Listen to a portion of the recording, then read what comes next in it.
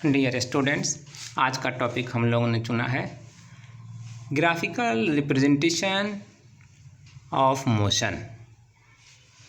Motion को हम graph से भी रिप्रेजेंट कर सकते हैं और इसीलिए ये टॉपिक हमने यहाँ पर डिस्क्राइब करने को लिया है, ग्राफिकल रिप्रेजेंटेशन ऑफ मोशन। किस तरह से हम किसी मोशन को डिस्क्राइब कर सकते हैं ग्राफिकली, इसके लिए हम लोग जानते हैं बेसिक फॉर्मूला है ये। तो as we have distance equal to speed into time. यहाँ पर स्पीड को यूनिफॉर्म लिया गया है, तो अगर डिस्टेंस को हम लोग स्पीड इनटू टाइम से एक्सप्रेस कर सकते हैं, तो अब हम चाहते हैं कि ग्राफ में ये कैसे एक्सप्रेस होगा हम ये जान सकें। इसके लिए हम एक वर्टिकल लाइन ड्रॉ करते हैं, एक हॉरिजॉन्टल लाइन ड्रॉ करते हैं अलोंग एक्स एक्सिस और वाई एक्सिस। ठीक है, अलोंग एक्स एक्सिस जो लाइन ड्रॉ करते हैं वो हम लोग टाइम को एक्सप्रेस करने के लिए लेते हैं, और जो वर्टिकल लाइन ड्रॉ करते हैं ये उसको हम लोग स्पीड को एक्सप्रेस करने के लिए लेते हैं। ठीक है, स्पीड, अगर स्पीड है या मीटर पर सेकंड में आप ले सकते हैं, टाइम को सेकंड में आप ले सकते हैं। मान लीजिए हमने यूनिफॉर्म मोशन लिया है तो स्पीड हमारा यूनिफॉर्म ही रहेगा, एवरी टाइम इक्वल रहेगा। तो ये हमारा ज़ीरो टाइम को इंडिकेट करने के लिए अगर हम टाइम एक्सिस पर लेंगे तो ये पॉइंट जो है वो ज़ीरो टाइम को एक्सप्रेस कर रहा है, और अगर स्पीड पर हम लेंगे तो ये ज़ीरो टाइम पे कितना स्पीड होगा वो हमें इंडिकेट करेगा। मान लीजिए इसका लेंथ कुछ ना कुछ होगा, किसका, जो पॉइंट हम इस पर ले रहे हैं वो पॉइंट का नाम दे देते हैं ए। ठीक है, तो अब ओ से ए तक का कुछ ना कुछ तो लेंथ होगा, है ना। तो जो लेंथ होगा वही स्पीड माना जाएगा, और ये अगर यूनिफॉर्म रखना है तो यहाँ से एवरी टाइम इसका टाइम एक्सिस से डिस्टेंस इक्वल ही रहेगा। अब मान लीजिए यहाँ पर हमने लाया, ये जहाँ तक लाया हमने वो ठीक टाइम एक्सिस के किसी एक पॉइंट से सामने आता है, और ये ठीक है मिला लिया हमने इसको, ये। तो अब मिलाने के बाद अब हमारे पास ये एक क्लोज फिगर हो गया। इस क्लोज फिगर को शेप हम लोग कह सकते हैं ये रेक्टेंगल है। इस रेक्टेंगल में ये हमारे लिए बेस हो गया, इसका एक पॉइंट का नाम दे दीजिए बी, और ये टाइम टी को इंडिकेट कर रहा है। ठीक है, और इस पॉइंट ए को तो इसका मान लीजिए कि ये इंडिकेट कर रहा है स्पीड वी को, तो भी यहाँ पर लिख देते हैं। ठीक है, अब हमारे पास जो क्लोज फिगर हुआ वो ओ ए, और यहाँ इस पॉइंट कॉर्नर का कोई नाम दे दीजिए सी, और तब जाकर के ये बी के साथ एक मिलकर के लोग क्लोज फिगर बना लेता है ओ ए सी बी। किस तरह का शेप है ये ज्योमेट्रिकली, आप कह सकते हैं ये रेक्टेंगुलर है। तो रेक्टेंगुलर है तो इसका एरिया निकालने के लिए हम लोग क्या करेंगे, एरिया ए को हम लोग फाइंड आउट कर सकते हैं। कैसे, now area of O A C B equal to क्या करेंगे, लेंथ इनटू ब्रेथ, यही ना करते हैं। रेक्टेंगल का एरिया निकालने के लिए हम लोग यही लिखते हैं, लेंथ इनटू ब्रेथ। लेकिन लेंथ यहाँ पर कौन है, ओ बी, और ब्रेथ यहाँ पर कौन है, ओ ए। ठीक है, तो अब अगर ओ बी लेते हैं और ओ ए लेते हैं तो ओ बी को हम लोग लिख सकते हैं टी, क्योंकि हमने ओ बी को यहाँ पर टी के लिए रिप्रेजेंट करने को लिया है, और ओ ए को हम लोग लिख सकते हैं यहाँ वी, क्योंकि ओ ए से हम लोग यहाँ स्पीड वी को रिप्रेजेंट कर रहे हैं। तो अब हम क्या कहें, वी इंटू टी।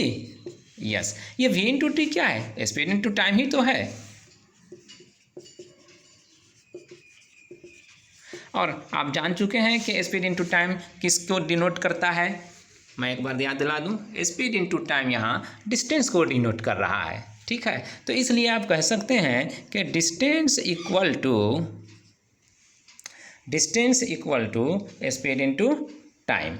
तो हम कह सकते हैं कि ग्राफ में स्पीड और टाइम का ग्राफ अगर हो तो स्पीड और टाइम के ग्राफ लेकर उसका जो क्लोज फिगर बनता है उसका एरिया डिस्टेंस क्वांटिटी को एक्सप्रेस कर सकता है. Just we can write it.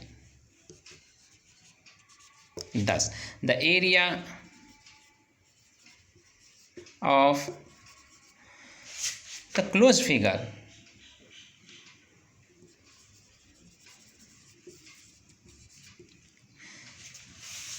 of speed time graph gives distance. Yes तो इसी तरह से डिस्प्लेसमेंट के लिए हमें क्या लिखना चाहिए?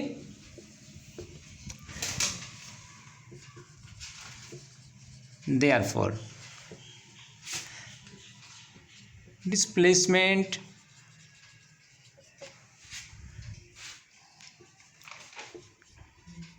Can be given by the area of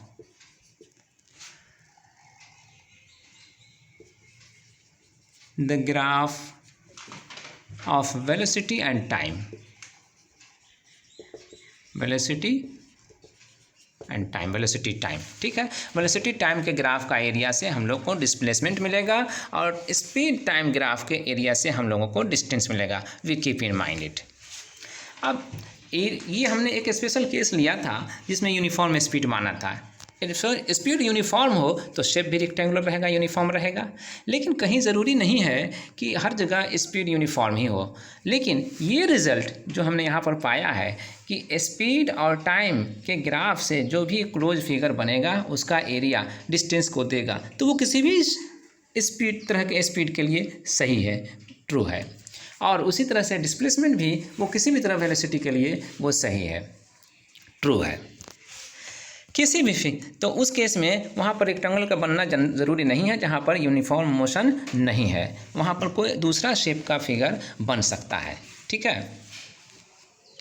हाँ, इस बात का याद रखेंगे कि डिस्प्लेसमेंट वेक्टर क्वांटिटी है, इसलिए एरिया इसमें पॉजिटिव या निगेटिव लिया जाना होगा.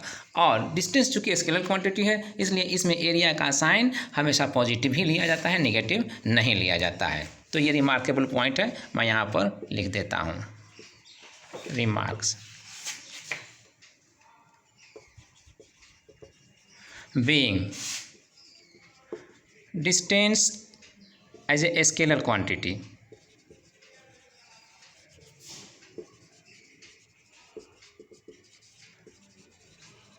area is always taken positive, but area is positive if it is above the time axis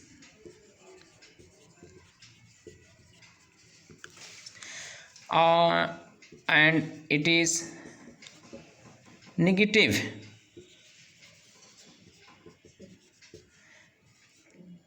in case of below time axis.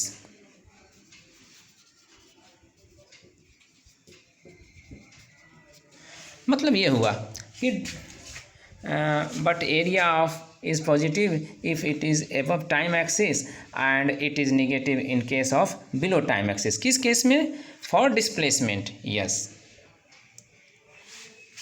for displacement.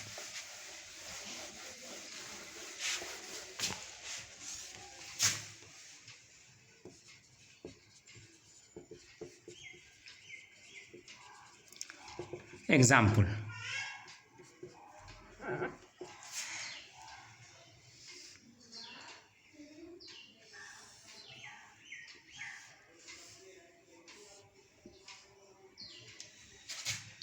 ये एक ग्राफ मैंने तैयार किया, इस पे टाइम लिया गया सेकंड में और इस पे भी लिया गया मीटर पर सेकंड में. ठीक है, तो ये एक एरिया बना. एरिया नंबर 1 इसका नाम दे देते हैं और इसका एरिया नंबर 2. ठीक है। अब अगर हम देखना चाहें तो हम कह सकते हैं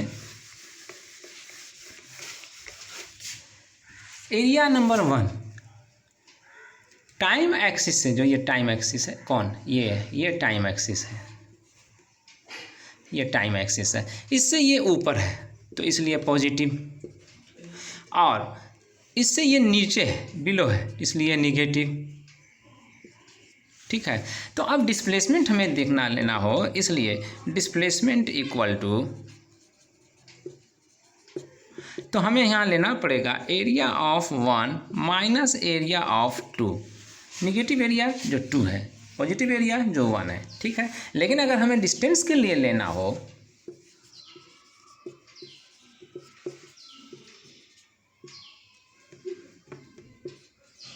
बट डिस्टेंस इक्वल टू, तो फिर हम इसके लिए लेंगे area of 1 plus area of 2। इसमें हमें प्लस और माइनस करने की ज़रूरत नहीं है, इसमें हमें हमेशा प्लस ही लेना है।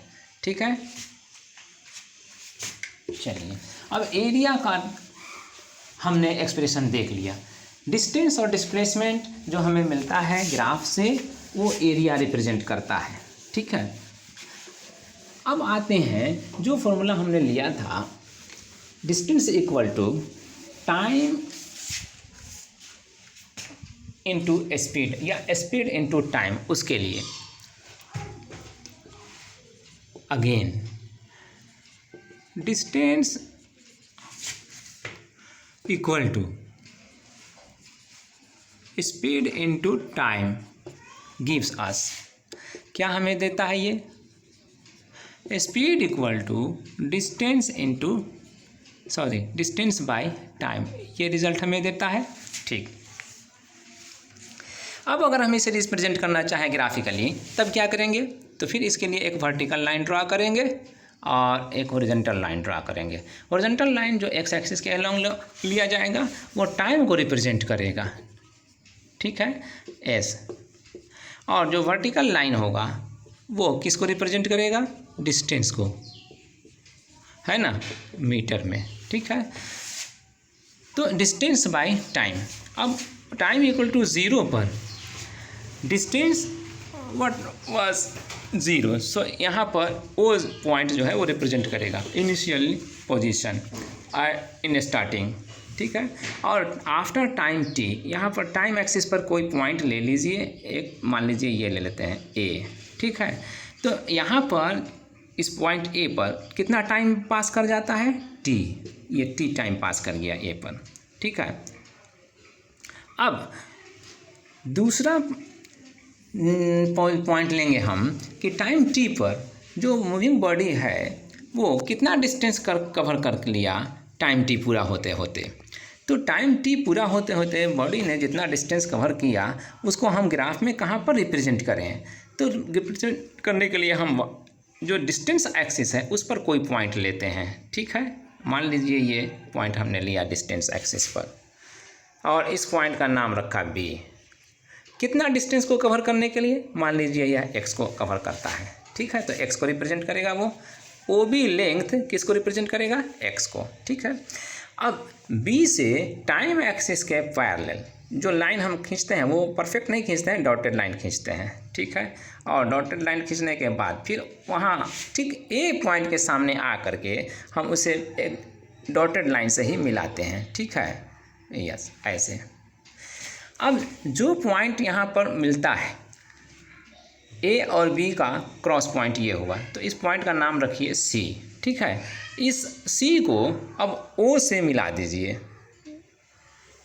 ठीक है, मिल गया। ये लाइन हमारा ग्राफ का स्लोप कहलाता है। ये लाइन हमारा क्या कहलाता है, स्लोप, स्लोप ऑफ ओ सी कह सकते हैं। ठीक। लेकिन अब इस स्लोप ऑफ ओ सी को हम लोग फाइंड आउट कैसे करेंगे मैथमेटिकली, तो मैथमेटिकली फाइंड आउट करने के लिए स्लोप ऑफ लाइन दिया जाता है परपेंडिकुलर हाइट बाय बेस से।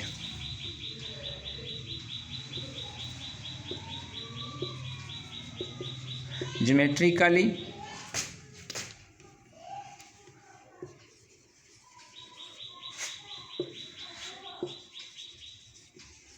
Slope of line equal to perpendicular height या लेंथ बाय बेस। ठीक है, अब आप इसमें देखेंगे ग्राफ में परपेंडिकुलर हाइट कौन है। परपेंडिकुलर हाइट आपको इसमें यही है AC, ये जो कि ठीक x के बराबर है। ठीक है, यह x के बराबर है। और बेस कौन है तो OA, ये जो कि ठीक T के बराबर है। ठीक है, तो अब आप कह सकते हैं कि therefore slope of OC equal to AC by OA। ठीक है, AC आपका ग्राफ में यहाँ और OA आपका ग्राफ में यहाँ है। ठीक है, तो अब AC को आप लिखेंगे x और OA को लिखेंगे आप t, क्योंकि वह टाइम एक्सिस पर है और x जो है वो एलोंग डिस्टेंस एक्सिस है जो कि पैरेलल है, इसलिए x। तो अब आप कह सकते हैं कि स्लोप ऑफ OC क्या होगा, x/t है ना, x/t मतलब डिस्टेंस बाई टाइम। ठीक है, अब बोलिए डिस्टेंस बाई टाइम आप किसके लिए रिप्रेजेंट किए थे, यहाँ आप देख करके कह सकते हैं डिस्टेंस बाई टाइम, ये जो दिखला रहा है डिस्टेंस बाई टाइम वो किसको दिखला रहा है, स्पीड को। यस, ये स्पीड को दिखला रहा है, इसलिए आप कह सकते हैं कि स्लोप ऑफ OC जो डिस्टेंस बाई टाइम के बराबर हो रहा है ज़रूर ही स्पीड है, स्पीड ऑफ मूविंग बॉडी। तो इसलिए आप कह सकते हैं कि 10 slope of graph distance time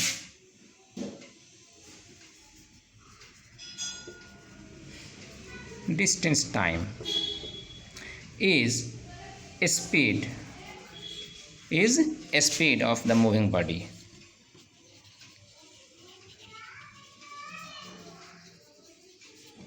And similarly velocity, for velocity, तो likewise velocity is given by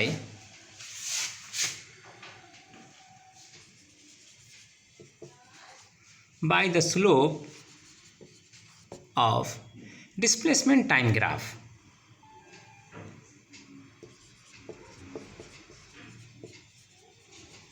displacement time graph. ठीक है, यस। अब आप जान गए कि ग्राफ में स्लोप जो होता है वो स्पीड या वेलोसिटी को रिप्रेजेंट करता है, अगरचे वो डिस्टेंस और टाइम का हो या डिस्प्लेसमेंट और टाइम का हो।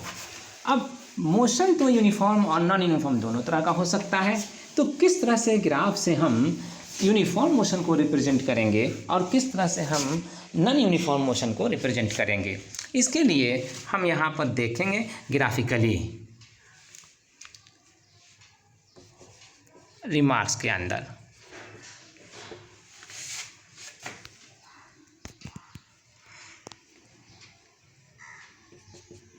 If slope is zero, if slope is 0, then speed equal to 0 या velocity equal to 0। ठीक है, तो इसके माने ये हुआ कि बॉडी इक्वल टाइम में, कितनों भी इक्वल टाइम लिया जाए, इक्वल टाइम में वो हमेशा एक ही जगह पर पाया जा रहा है, कहीं जा नहीं रहा है।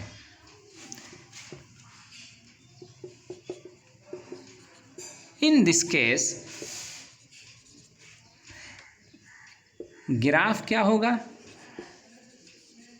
ग्राफ इज एज, कैसे, यहाँ पर लीजिए ये और यहाँ पर लीजिए ये। ठीक है, और यहाँ पर लीजिए O। ठीक है, अब ये हो गया आपका डिस्टेंस के लिए x और ये हो गया आपका टाइम के लिए t। ठीक है, अब जा कर के चूँकि जिस पोजीशन पर देख रहे हैं बॉडी को, हमेशा उसी पोजीशन पर दिख रहा है वो, टाइम चाहे जो कुछ भी हो लेकिन वो हमेशा उसी पोजीशन पर दिख रहा है। तो ग्राफ हमेशा इस तरह से आएगा कि जो पोजीशन स्टार्टिंग था, मान लीजिए स्टार्टिंग में पॉइंट यहाँ पर था, पोजीशन यहाँ पर था, तो इसी पोजीशन पर यानी और यहाँ से इतना ही डिस्टेंस पर वो हमेशा पाया जा रहा है। तो इसके माने ये हुआ कि ग्राफ जो हम ड्रा करेंगे, ग्राफ जो हमारा बनेगा वो टाइम एक्सिस के पैरेलल आएगा। टाइम चाहे जितना भी बढ़ रहा हो लेकिन इसका पोजीशन हमेशा उतना ही बना हुआ है। यही है इससे इंडिकेटेड, है ना। तो इसको कह सकते हैं कि बॉडी इज एट रेस्ट। तो यहाँ पर स्लोप 0 है, स्पीड 0 है, इसीलिए बॉडी को रेस्ट में पाया गया। तो ये नो मोशन का हो गया। स्लोप इक्वल टू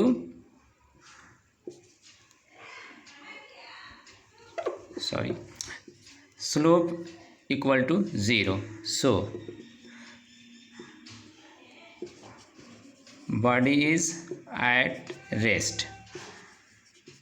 ठीक है, अब बॉडी रेस्ट में है तो स्लोप हर जगह 0 नहीं हो सकता है, कहीं पर कुछ अदर देन 0 भी हो सकता है। जैसे यहीं पर एक ग्राफ लिया जाए, ये लीजिए O, ये लीजिए X और ये लीजिए टाइम। ये टाइम एक्सिस हो गया, ये डिस्टेंस एक्सिस हो गया। ठीक है, अब ग्राफ इसका इस तरह से आ रहा हो मान लीजिए, तो ये एक स्ट्रेट लाइन है ग्राफ का। अगर स्ट्रेट लाइन है तो इसमें slope everywhere will be remains the same. ठीक है, स्लोप कांस्टेंट रहेगा यहाँ, तो इसलिए आप लिख सकते हैं स्लोप क्या है, एक कांस्टेंट हो गया। अगर एक स्लोप कांस्टेंट हो गया इसका मतलब स्पीड फिक्स हो गया, स्पीड कांस्टेंट रह गया। तो इसलिए जहाँ स्पीड कांस्टेंट होता है वहाँ पर यूनिफॉर्म मोशन होता है। तो दिस शोज दैट, तो this graph shows that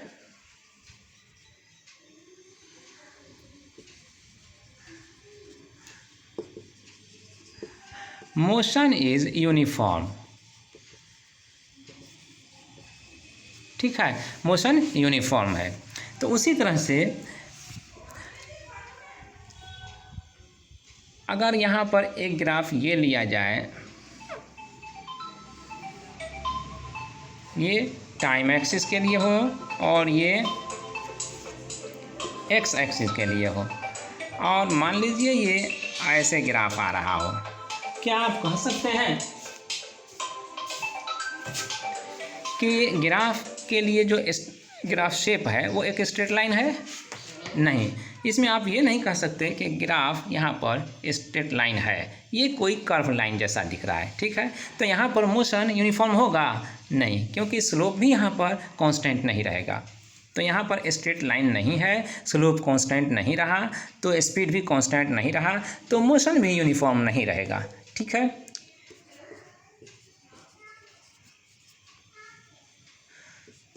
not constant. So speed भी नॉट कांस्टेंट रहा।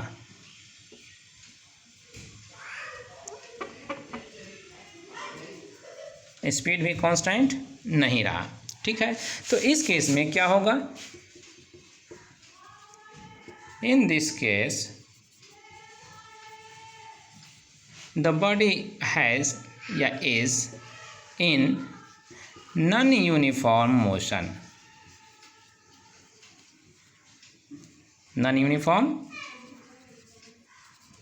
motion।